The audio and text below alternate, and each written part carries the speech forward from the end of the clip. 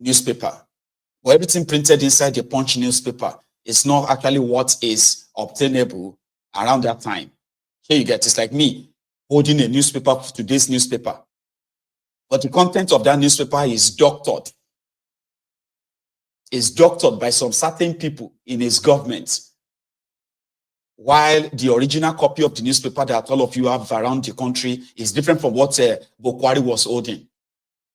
So it is a little bit dodgy for me to accept, and not coming, especially coming from this guy who is also pretty much like a failed minister himself. How many of you remember him when he used to dress like this clown? He was supposed to be a sport minister, but almost. So when he said he spoke to Buhari, and Buhari was so surprised about what he was saying, because I remember he was dropped.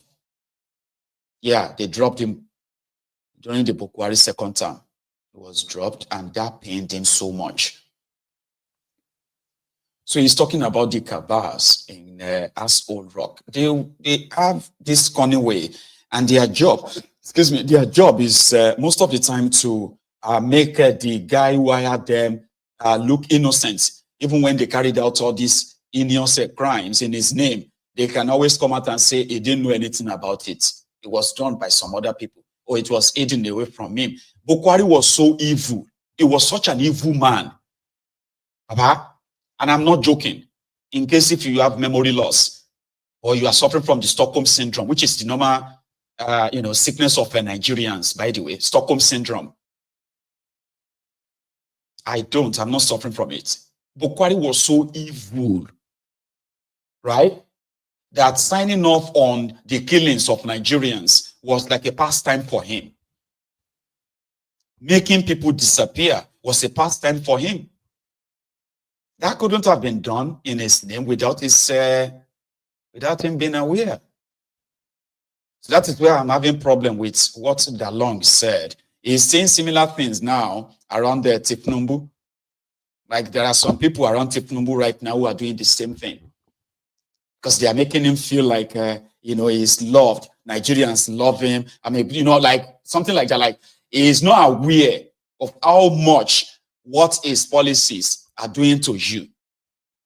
It's the cabal, the world, the world around cabals, the cabals, people around them, they are hiding the truth from them. It's so difficult for somebody like me to believe, but I kind of like you to tell me what you feel.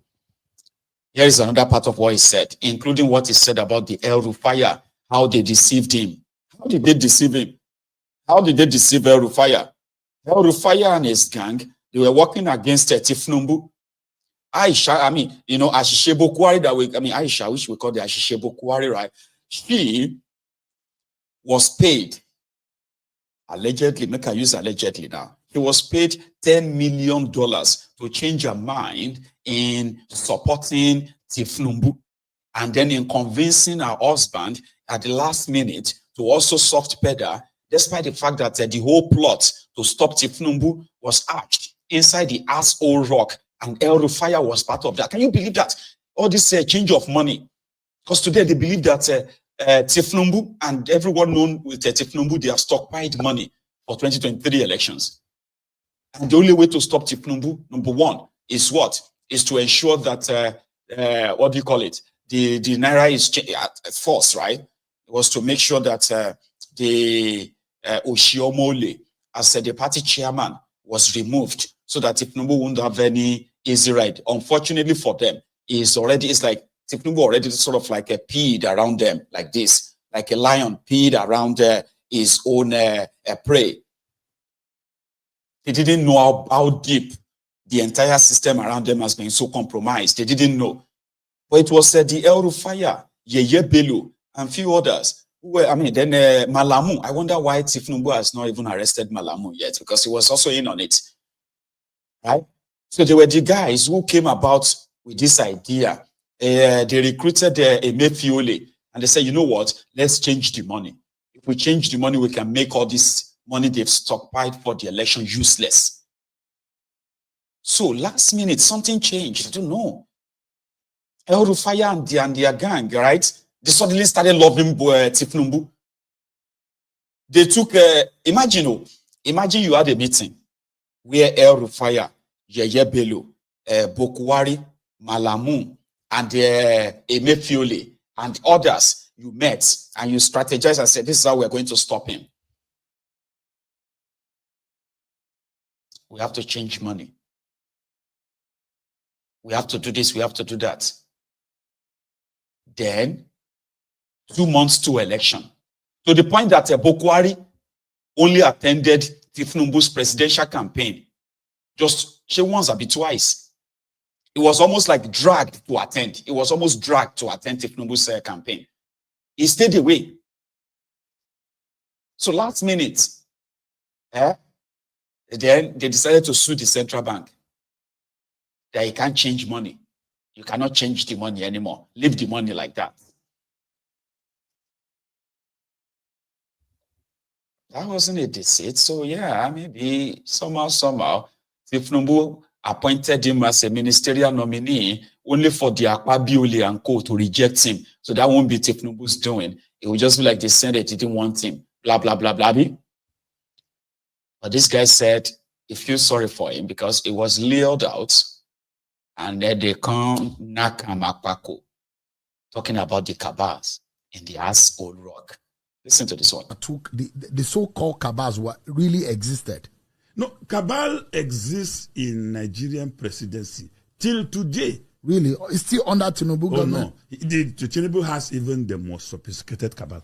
Really? Worse than Buhari. Buhari's cabal was a group of uninformed people with little experiences. That was why they were dipping hand in everything that was available. But Tinubu's cabal is a sophisticated group of people who had been long in power. And they know power. They are also informed. So they are more dangerous than any other cabal that I have ever known and seen. So there is cabal in Tinubu's government, and we need to fear them more because according to you, they are more dangerous. They are more dangerous because they are more sophisticated. Who are these cabals? Well, they are the gatekeepers of the president. They are found very close within the circumference of power. And usually they don't allow governance to flow.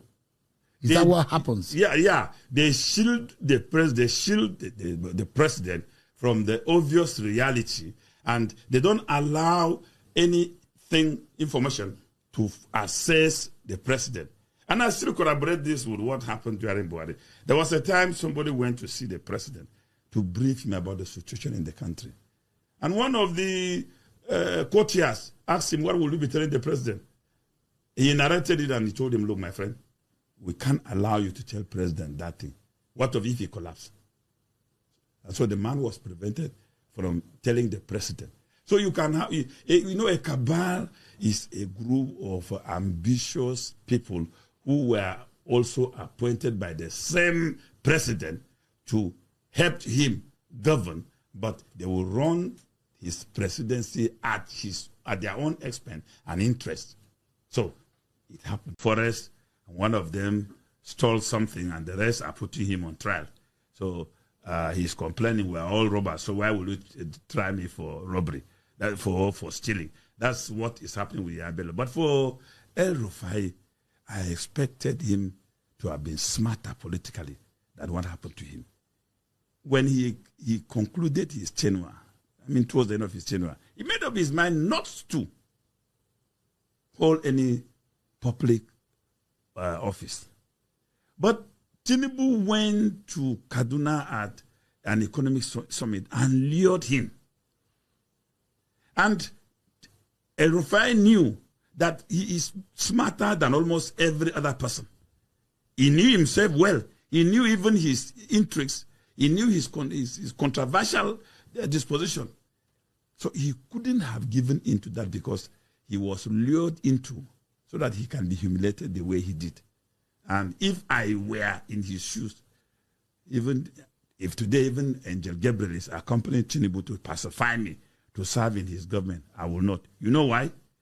If I dare make that mistake, they will nominate me, and then when they go to the National Assembly, they will raise security reports and declare me a terrorist.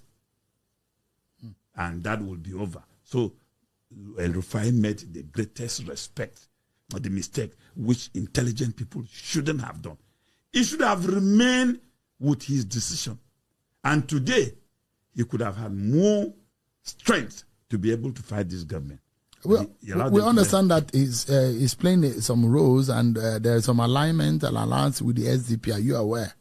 Yeah. But he's somebody they should watch out for because he has the capacity to mobilize people.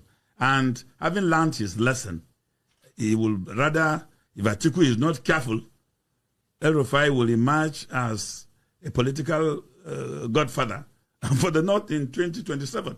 Because he's not going to talk for himself, but he will galvanize that support to make sure that, he gets his pound of flesh from this government. Interesting, isn't it? Yeah.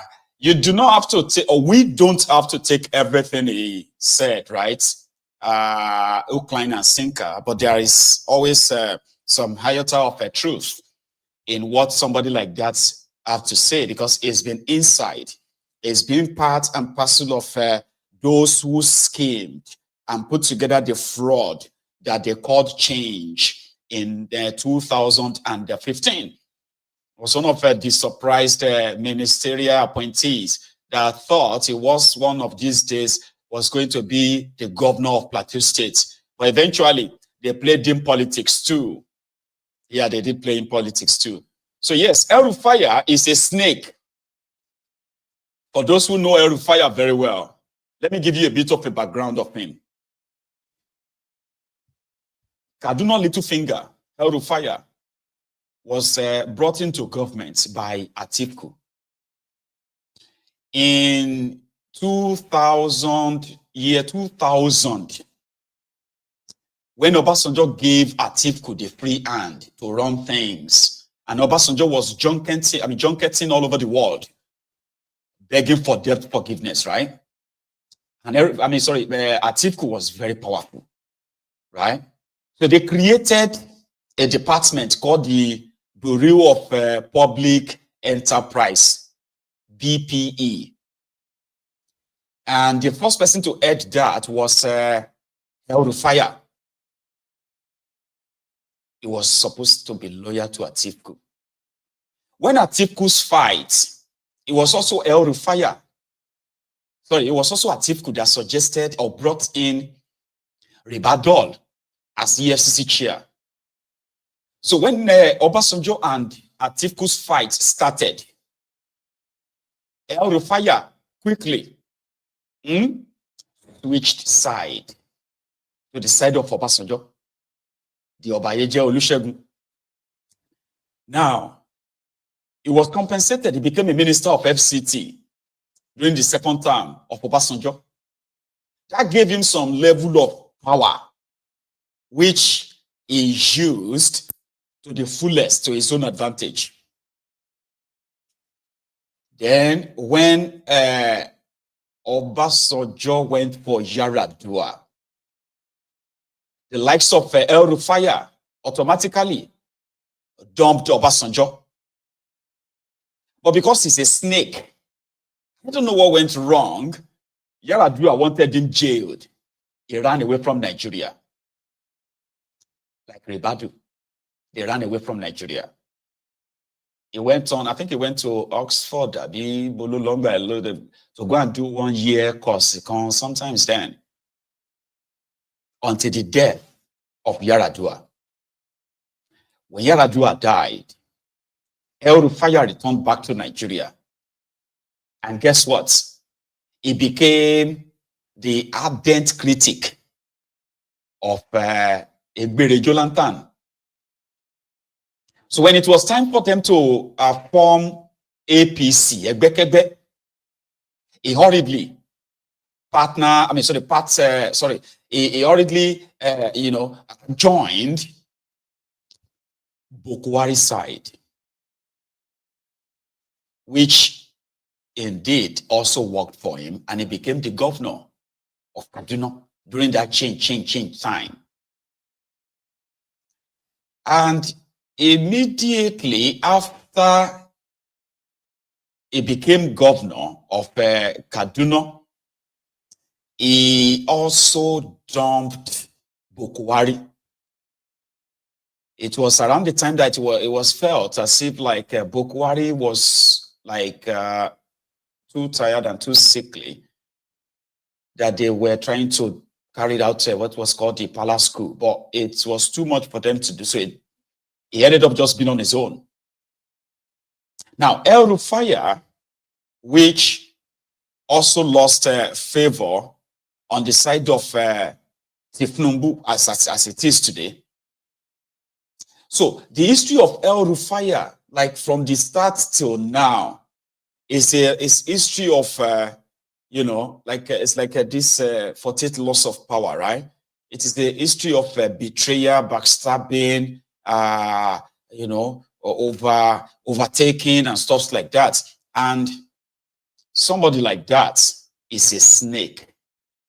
If you dare not cut off the head, it will always come back to wreak havoc. Always. So I don't know how he's going to probably play this out, but I have been told, I have heard that Atiku, El Rufai, Peter Obi, and a few others like that, like Shekara and others like that, they are meeting to form a coalition that is going to be something of a revenge, like they did in 2015 against Guber Jolantan, right? So it's going to be like a revenge of, you know, especially after being humiliated by Tifnumbu. Others are saying, well, let's not forget, Tifnumbu is not Jonathan. So don't ever forget that. So whatever it is going to play out as right, that body could just surplus. That body must surplus in it, last. Whatever that played out. Anyway, talking about political betrayal. You see, you remember this guy who was the Labour Party governorship candidate for Bayelsa. Was it Bayelsa? Yeah, Bayelsa. I can't remember his name. I'll show you. Now the news is that the guy has now left Labour Party because of what people did to him. His experience is not palatable. People deceived him, people pretty much like scammed him. And despite the fact that he felt people have suffered so much under the PDP, especially in that his own state, he was shocked that people could, you know. So he was talking to Akpati earlier. And in his words, you could see the disappointment of you trying to say you want to save the people. I'm a former youth leader, a joy youth leader, it is this and that. You get what I mean? His experience, let me play it for you. Uncle Apati, to put it lightly, they show me Pepe. On both sides. On the side of the people and on the side of the party. First, let me say the people, because every time you hear that Nigerians are suffering, oh, we want to die. Once you bring money, Nigerians will forget that suffering. I was fooled. I thought that Bayelsans and Nigerians were ready. And I did everything possible. And I told them clearly, look, I don't have money. If it is money they're looking for, I don't have it. But I have the capacity to change the society, to change things around. Work with me. When he reach election, Uncle Abati, even my agents, they will call me and say, okay, sorry, we won't pay house rent, so we don't take the money. It is so bad. Then on the part of the party, transactional. The party is just a transactional instrument. People just put themselves together and then come and see what they can get from the system. And when I mean the system, either the ruling party or those who have deep pockets to spend. I told them clearly, I'm not here. I'm an engineer who have raised money by myself, because I felt that having gone through university, being president of engineering students in University of Benin, coming out to be IYC Secretary General, later IYC President, and then going to be Commissioner for Youth, and then Commissioner for Environment, then also essay on youth to the NDDC. I had seen it. I had seen the thin line between failure and performance. And I believed that I could do this job. And the only thing to do is that instead of sitting down to be complaining, as a lot of people do, take action. I'm a man who likes taking action. And I started the journey. The pitfalls and hurdles started in the party. They come and tell you integrity, capacity, what do they other call the other one? When the chips are down, you don't see any of these qualities. And don't forget, I was in the Labour Party way back in 2011. I contested House of Reps in Labour Party. I know what they did to me. They thought I would be this young boy with just the command. I just believe that, look, this thing, I can do it. And anything I put my mind to, I pursue it. I saw the gimmicks. I didn't go to Labour Party because of the Obi mantra, no. I wanted a party that we had used to campaign before. Because when you are talking to community people, what they want to hear, Papa, Mama, Pikin. That Labour Party in 2011, we used it to campaign. So if I bring in a new party, the job will be difficult. Why not go to a platform where you can easily communicate to the people? And that was why I took the decision to go with the Labour Party. Then the general elections came and Obi mantra came. Of course, I will benefit. Having supported and put money in the party, I should be able to benefit from it. Unfortunately, the legal system and the INEC, the judiciary and the INEC, killed the morale in Nigerians. And that's what affected people like us in the election who did not have the deep pocket to throw money around. So I have seen, I was betrayed. Look, Uncle Abati, if you see the layers set for you in the party, you'll be shocked. Even your agents, that document, that code that INEC gives to your party, they will sell it to your opponent. So before you know it, the opposing party have uploaded agents on your behalf. By the time you are trying to upload, it's not working. Like what happened in Edo State where APC couldn't get their agents uploaded. All those are tricks that they pay money and then transactionally they put you on the defensive. I went through a lot, and I have decided that as a young man who has energies to contribute to society, I want to dissipate it in public space. I don't have time for people who are not serious. Okay. The Labour Party itself, by now, should have had a northern chairman because we did very poorly in the north. It is only expected that you look at your weak points and strengthen them so that when you are going to the next election, you are prepared, you have done your homework. Okay. These guys are not ready. They just went into a small room and started juggling the offices. All right. I don't have time for that. It was like my own experience when I felt like it shouldn't be us just talking and talking. You know what I mean? That we should take action. Remember when I said, when people come onto this program, on this platform, and they will say, hey, what is the way forward? Let us, we are just talking. I was like, no, I've been there. I have done that. A few years back, that's like 5 years ago, or 6 years ago, I felt like the reasons why the people seem to be falling victims of the big political parties in Nigeria is because they didn't have the chance to mobilize themselves under a smaller party and begin to do small things in a big way. Begin to do big things in a small way. So we mobilized, we raised funds, we got people registered in order for them to join, to run for office or offices. But at the end of the day, it was all transactional for them. It's about who wants what, who gets what. Those who are supposed to be your party members, they are not your party executives.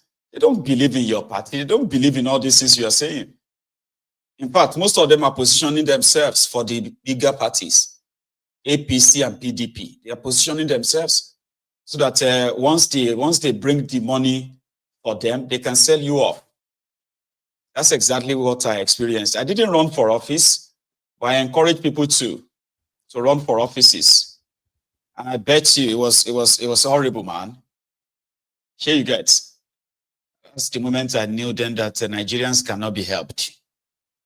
They love their oppressors. They love the oppression because they believe that one day it's going to be their own turn.